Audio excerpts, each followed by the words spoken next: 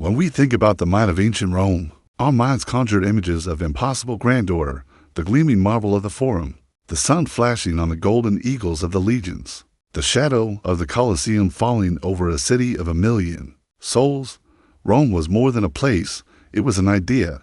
It was called the Eternal City, the heart of an empire that stretched from the misty shores of Britain to the sun-scorched sands of Mesopotamia, a civilization built, it was believed, to last forever. But history tells a different story. It whispers a cautionary tale that even the greatest of empires are mortal. The fall of Rome wasn't a single, cataclysmic event, but a slow, creeping sickness, a long, agonizing twilight that spanned centuries. Today, we will conduct an autopsy on a dead empire. We will uncover the complex and interconnected reasons that brought the most powerful civilization in history to its knees. This is the story of the fall of Rome. Rome did not fall in a day.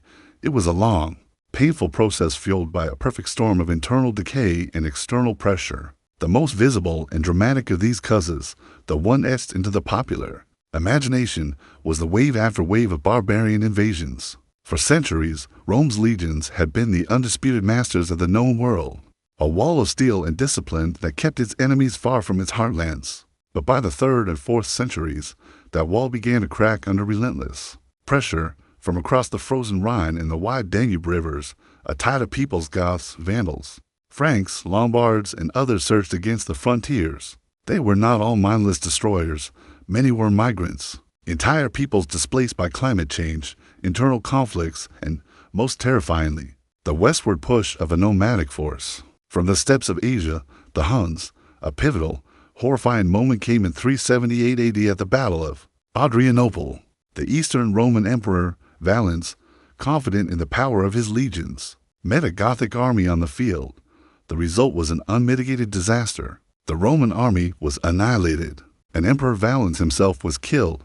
For the first time, the world saw that the Roman legions were not invincible. A shockwave of fear rippled through the empire. The barbarians were not just at the gates, they had proven they could break them down then. In 410 AD, the unthinkable happened. Alaric, a king of the Visigoths who had once served in the Roman army, led his warriors through the gates of Rome itself. For 3 days, the city that had conquered the world was looted and put to the torch. The physical damage was significant, but the psychological damage was irreparable. When news of the sack reached the far corners of the empire, it was met with disbelief and despair. The Christian scholar Saint Jerome, living in Bethlehem, wrote, "The city which had taken the whole world was itself taken. The world is rushing to ruin, and the horror did not end there."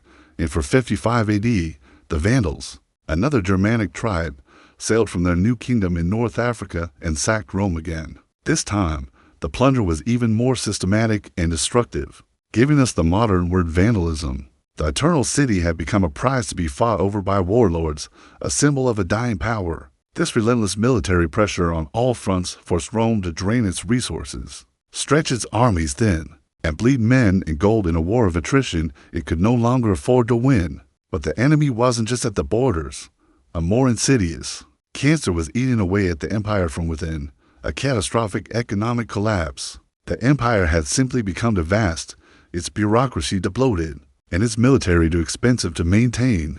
To pay for the endless wars and the sprawling government, emperors resorted to a disastrous policy, debasing the currency. They relentlessly reduced the amount of precious metal, like silver, in their coins, many more money that was worth less and less.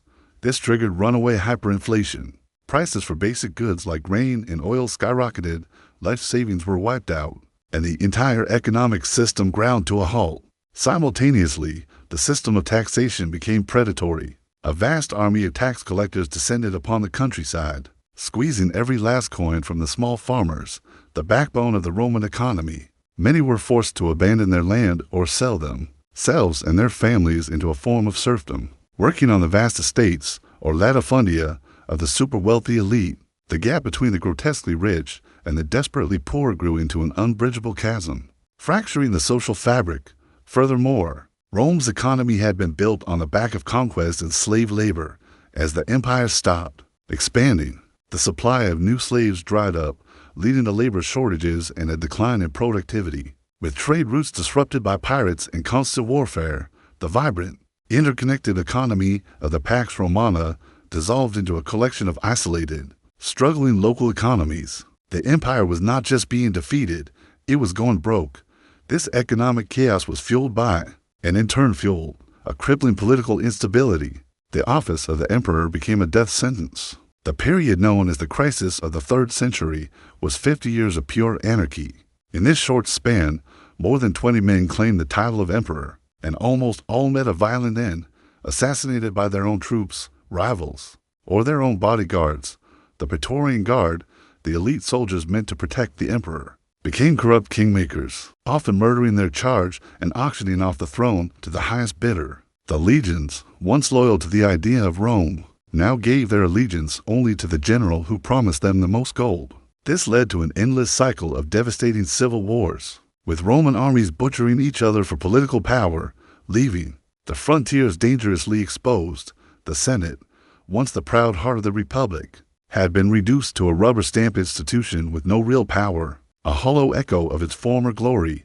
The very concept of civic duty and public service, the res publica or public affair, withered away, replaced by rampant corruption, raw ambition, and a desperate struggle for personal survival. The political foundations of the empire had rotted through completely. While these human follies played out, unseen enemies were also at work. Centuries of intensive farming, deforestation for fuel and building materials, and overgrazing had led to widespread soil exhaustion and environmental degradation across the Mediterranean. But even more devastating were the plagues. The Antonini plague in the 2nd century and the plague of Cyprian in the 3rd swept through the empire, killing millions of people, perhaps up to a quarter of the population. These pandemics devastated the tax base, crippled the agricultural workforce, and, crucially, hollowed out the ranks of the army, making recruitment a desperate challenge. It was an enemy that Roman swords and shields could not defeat.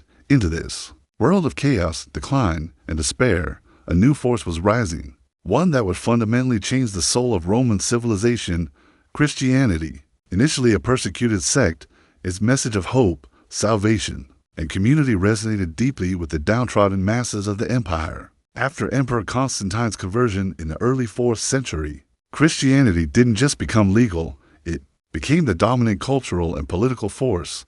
This had profound consequences. The focus of life shifted from civic duty to the Roman state in this world, to ensuring salvation in the next. Some historians, like Edward Gibbon, famously argued that this shift made Romans more passive and less willing to fight and die for the empire. The church began to command the loyalty and talent that had once been dedicated to the state. While it's also true that the church would later act as a vessel, preserving literacy and classical knowledge through the Dark Ages, there is no doubt that its rise marked a definitive break from the pagan traditions and values upon which the empire was built. In a final, desperate attempt to manage the unwieldy beast, Emperor Diocletian in 85 AD made a fateful decision. He divided the empire. He reasoned that it was too large for one man to rule effectively, so he split it into an eastern and a western half, eventually creating a complex system for rulers known as the Tetrarchy. The intention was to make governance more efficient and succession more stable, but the plan failed to account for human ambition. After Diocletian's retirement, the system collapsed back into civil war. His successor, Constantine, reunited the empire, but made another pivotal choice. He moved the capital. He built a new Rome on the site of the old Greek city of Byzantium, naming it Constantinople. This act shifted the empire's center of gravity. The east was richer, had a larger population, and possessed more easily defensible borders. All the wealth, talent, and military focus began to flow eastward to Constantinople. The western half, with its old, decaying capital in Rome, was left exposed, depopulated, and economically drained. The division wasn't just administrative, it was a condemnation. The West was slowly bled dry, becoming the junior, poorer partner, left to face the worst of the barbarian migrations with fewer resources and less support from the vibrant East. The Roman military itself was a shadow of its former self.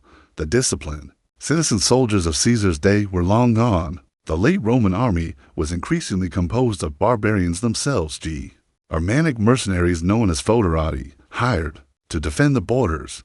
These soldiers were often skilled warriors, but their loyalty was to their paymaster and their own tribal leaders. not to the abstract idea of Rome. On several occasions, these very troops turned on their Roman employers. The discipline, training, and equipment of the legions declined. The once mighty Roman army had become a hollowed-out, unreliable force, incapable of meeting the myriad threats it faced. The fall of Rome, then, was not a simple murder, but a death by 1,000 cuts. It was a cascade failure. Political instability prevented any meaningful economic reform. Economic collapse made it impossible to fund a strong military, and a weak military could not defend the borders from invasions. Each crisis fed the others, creating a vortex of decline from which there was no escape. The final moment came in 476 AD, when the last Roman emperor in the West, a young boy ironically named Romulus Augustulus, was quietly deposed by the Germanic chieftain Odoacer. There was no great battle, no final stand. The empire in the West didn't fall with a bang, but with a whimper. It had already been dead for years. This was just the official burial. The story of Rome's fall is a profound reminder that nothing built by human hands is permanent. It shows how complex societies can unravel under the weight of their own successes. Yet, the ghost of Rome never truly left. Its legacy is all around us, in our languages, our legal systems, our architecture, and in the very idea of a Western civilization. The empire fell, but the idea of Rome endures. It stands as history's greatest lesson, that empires can crumble to dust, but their lessons, if we choose to heed them, can be eternal.